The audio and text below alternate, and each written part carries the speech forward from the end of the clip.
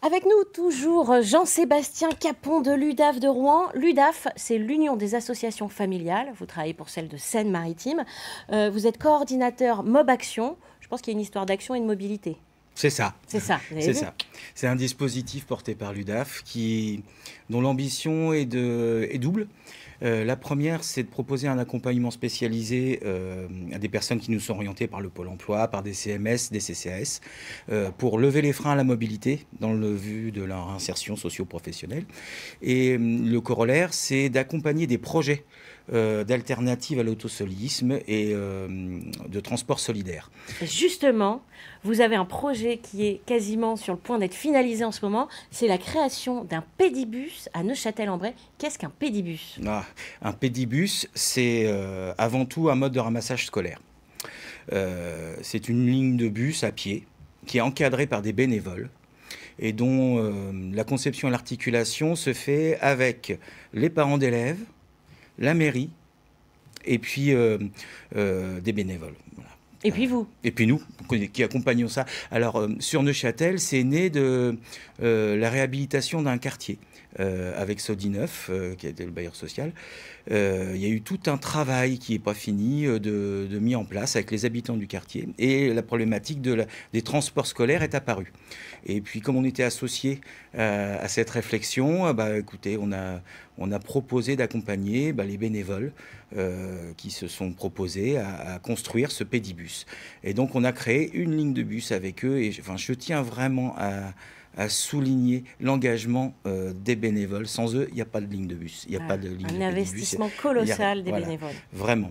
Et le soutien donc vraiment de l'école et de la mairie. Parce que la voirie appartient à la mairie. Et donc, c'est très important. C'est un travail commun. C'est un travail commun. Adeline, tu avais une question, je crois, pour Jean-Sébastien. Oui, alors moi, je me demandais, en termes de sécurité, comment ça se passe ? Parce que bon, c'est essentiel quand même. Oui, effectivement, c'est essentiel. C'est même la première question qu'on se pose. En termes de sécurité, il y a plusieurs choses. Déjà, tout le monde est équipé d'un gilet fluorescent. Et d'ailleurs, je remercie le département de nous financer ces gilets fluorescents. La deuxième chose, c'est qu'on a créé une charte d'accompagnement. Il y a une fiche d'inscription, il y a une charte pour les accompagnateurs, une fiche d'inscription pour les parents, et chaque enfant a un petit carton d'invitation, pas d'invitation, mais un petit sorte de carte d'identité pédibus qui permet à tout le monde de se repérer. On a repéré donc le pôle de départ dans le quartier des Mille-Pieds, le pôle d'arrivée dans l'école Claude Monet. Et puis ça se passe très bien. En fait, c'est une organisation très, très simple au final, mais qui demande beaucoup d'huile de coude. Voilà. Est-ce que c'est quelque chose qui est typique au milieu rural ? Moi, j'habite dans une petite commune où ils viennent de mettre en place un pédibus. Pour le coup, c'est pas pour aller à l'école, c'est pour emmener les enfants à la sortie de l'école à l'activité cirque du village, parce qu'il est 16h30, que les parents ne peuvent pas accompagner les enfants et que sans ça, l'activité n'a pas lieu. Alors, typique au milieu rural, non. Peut-être juste rappeler, le pédibus est né au Danemark en 1976. Oh, ils sont toujours en avance, Donc, les gens du Nord. Oui, c'est ça. Après, ça s'est développé un peu en Amérique du Nord, et puis c'est venu beaucoup plus récemment en France, à partir des années 2000 à peu près. C'est pas spécifique au milieu rural. Simplement, plus la commune est grande, plus elle a la capacité de proposer un accompagnement des bénévoles professionnels. Elle peut mettre des animateurs à disposition, mais ça ne peut pas fonctionner sans les parents d'élèves et sans bénévoles. Voilà. C'est vraiment quelque chose en commun. Emmanuel ?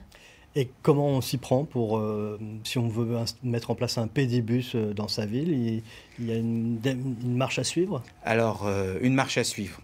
Alors déjà, on peut retrouver sur le site de l'ARE, l'Agence régionale de l'environnement, on peut retrouver des outils qui sont très simples et très bien faits, des retours d'expérience d'autres pédibus qui vont aider quelqu'un qui a envie de mettre ça en place. La première chose à faire, c'est d'élaborer le triptyque parents d'élèves, mairie, école. Il faut que tout le monde se rencontre, que tout le monde soit d'accord pour le faire. La deuxième chose, c'est peut-être de faire un questionnaire, enquête, auprès de tous les parents, pour arriver à déterminer qui peut être bénévole, qui est d'accord pour que ses enfants participent à cette action, et puis tracer des lignes de bus. Donc ça, il y a des outils qui sont très simples à trouver. Repérer les lignes de bus, expliquer les choses. Il y a un état des lieux quand Il y a un même état des lieux à faire la base. avant. Nous, on a commencé à travailler sur ce sujet-là début 2019. Oui, C'est ça là prend que un petit peu de temps, mais voilà. voilà, il faut Et faire les choses bien. le lancement de la ligne, c'est le 30 septembre. Eh ben voilà, bah, écoutez, on Avec- vous souhaite plein de bonnes choses. Avec Je vous ai coupé. Avec beaucoup de dynamisme et puis d'envie.